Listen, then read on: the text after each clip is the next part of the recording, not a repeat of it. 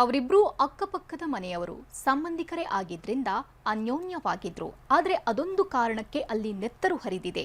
ಪಕ್ಕದ ಮನೆಯವನ ಜತೆ ಲವಿಡವಿಯಲ್ಲಿದ್ದ ಪಾಪಿ ಪತ್ನಿ ಪ್ರಿಯಕರನ ಜತೆ ಸೇರ್ಕೊಂಡು ಅಟ್ಟಹಾಸ ಮೆರೆದಿದ್ದಾಳೆ.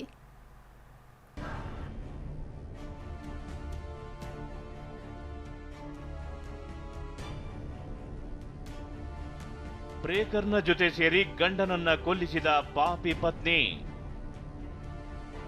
ಅಕ್ರಮ ಸಂಬಂಧ ಪ್ರಶ್ನಿಸದಿದ್ರು ಅಮಾಯಕನ ಹತ್ಯೆ. ಎತ್ತ ನೋಡಿದ್ರು ದಟ್ಟ ಕಾನನ.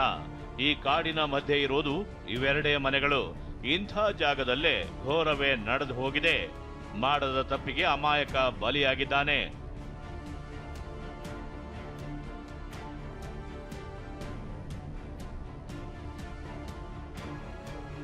ಉತ್ತರ ಕನ್ನಡ ಜಿಲ್ಲೆ ಶಿರಸಿ ತಾಲೂಕಿನ ಶಿಂಗನಮನೆ ಗ್ರಾಮದಲ್ಲಿ ಪರಮೇಶ್ವರ್ ಬಾಬು ನಾಯ್ಕ್ ಎಂಬಾತ ತನ್ನ ಪತ್ನಿ ಮಕ್ಕಳ ಜೊತೆ ವಾಸವಾಗಿದ್ದ. ಪಕ್ಕದ ಮನೆಯಲ್ಲೇ ಪರಮೇಶ್ವರ್ ತಿಮ್ಮಾನಾಯ್ಕ್ ಎಂಬಾತ ವಾಸವಾಗಿದ್ದಾನೆ. ಆದರೆ ಇದೇ ಪರಮೇಶ್ವರ್ ತಿಮ್ಮಾನಾಯ್ಕ್ ಬಾಬು ನಾಯ್ಕ್ನನ್ನ ಮಚ್ಚಿನಿಂದ ಕೊಚ್ಚಿ ಕೊಂದು ಹಾಕಿದ್ದ. ಈ ಕೊಲೆಗೆ ಕಾರಣವೇ ಬಾಬು ನಾಯ್ಕ್ ಪತ್ನಿಯ ಅಕ್ರಮ ಸಂಬಂಧ. ಹೌದು, ಪರಮೇಶ್ವರ್ ತಿಮ್ಮಾನಾಯ್ಕ್ ಜೊತೆ ಬಾಬು ಪತ್ನಿ ಅರ್ಪಿತಾ ಅಕ್ರಮ ಸಂಬಂಧ ಇಟ್ಟುಕೊಂಡಿದ್ಲು. ಇದು ಬಾಬುಗೆ ಗೊತ್ತಾಗಿತ್ತು. ಆದ್ರೆ ಇಬ್ಬರು ಪುಟ್ಟ ಮಕ್ಕಳ ಕಾರಣಕ್ಕಾಗಿ ಪತ್ನಿ ಜೊತೆ ಗಲಾಟೆ ಮಾಡಿಕೊಂಡಿರ್ಲಿಲ್ಲ. ಹೇಗಿದ್ರು ಪಾಪಿ ಪತ್ನಿ ಗಂಡನ ಕಥೆಯನ್ನೇ ಮುಗಿಸಿ ಬಿಟ್ಟಿದ್ದಾಳೆ. ಅವಳು ಮಿಸ್ ಕಾಲ್ ಬಂತಲ್ರಿ, ಮಾತಾಡ್ರಿ ಇಲ್ಲ ಅಂತ ತಕ್ಷಣ ಇಲ್ಲ ನಾನು ಅಲ್ಲಿ ಹೊರಗಡೆ ಮಾತಾಡ್ತೀನಿ ಅಂದ್ರೆ ಹೊರಗಡೆ ಹೋದವನು ಬರಲೇ ಇಲ್ಲ. ಮುಂಚೆ ನಮ್ಗೆ ಆ ಥರ ಯಾವತ್ತೂ ಕಂಡಿರಲಿಲ್ಲ ಸರ್. ಯಾವಾಗ ನಾವೆಲ್ಲ ಹಿಂಗೆ ಒಟ್ಟರಾಶಿ ಇರ್ತಿದ್ವಿ, ಬೆಳಗ್ಗೆ ಕೆಲಸಕ್ಕೆ ಹೋಗೋದು ಸಂಜೆ ಬರೋದು. ಅವ್ಳು ಒಬ್ಬಳೇ ಮನೇಲಿದ್ದವಾಗ ಏನು ನಡೀತಿತ್ತು ಹೋಗ್ತಿತ್ತು ಅನ್ನೋದು ವಿಷಯ ನಮ್ಗೆ ಗೊತ್ತಿಲ್ಲ ಸರ್, ಯಾರಿಗೂ ಗೊತ್ತಿಲ್ಲ. ಅವಳಿಗೆ ಪೊಲೀಸ್ ಸ್ಟೇಷನಲ್ಲಿ ಹೇಳಿಕೆ ಕೊಟ್ಟಿದ್ದಾಳಂತೆ, ನಮ್ಗಿಬ್ರಿಗೆ ರಿಲೇಶನ್ಶಿಪ್ ಇತ್ತು.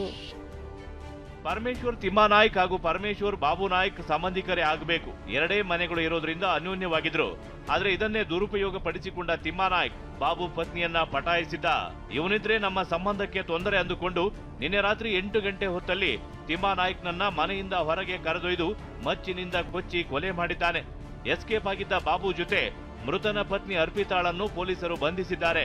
ಪರಮೇಶ್ವರ್ ಅವ್ರದ್ದು ಮೃತದೇಹ ಅಲ್ಲಿ ಅವ್ರ ಮನೆಯಿಂದ ಒಂದು 200 ಮೀಟರ್ ಕಾಡಲ್ಲಿ ಅವ್ರದ್ದು ಮೃತದೇಹ ಕಂಡು ಬಂದಿರುತ್ತೆ. ಇದಕ್ಕೆ ಸಂಬಂಧಪಟ್ಟಂಗೆ ಅವರು ಮಾವ ಒಂದು ದೂರು ನೀಡಿರ್ತಾರೆ.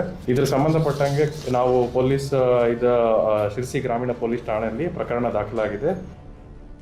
ಬಾಬು ನಾಯ್ಕ್ ಪತ್ನಿ 8 ವರ್ಷದಿಂದಲೂ ದಾರಿ ತಪ್ಪಿದ್ಲು. ಆದ್ರೆ ಪತಿ ಪ್ರಶ್ನಿಸಿರ್ಲಿಲ್ಲ. ಅದೇ ನಿರ್ಲಕ್ಷ್ಯ ಇಂದು ಆತನ ಕೊಲೆಗೆ ಕಾರಣವಾಗಿದೆ. ಅಪ್ಪ ಕೊಲೆಯಾದ್ರೆ ಅಮ್ಮ ಜೈಲು ಪಾಲಾಗಿದ್ದಾಳೆ. ಪುಟ್ಟ ಮಕ್ಕಳು ತಬ್ಬಲಿಯಾಗಿವೆ. ಸೂರಜ್ ಉತ್ತೂರೆ, TV9 ಉತ್ತರ ಕನ್ನಡ.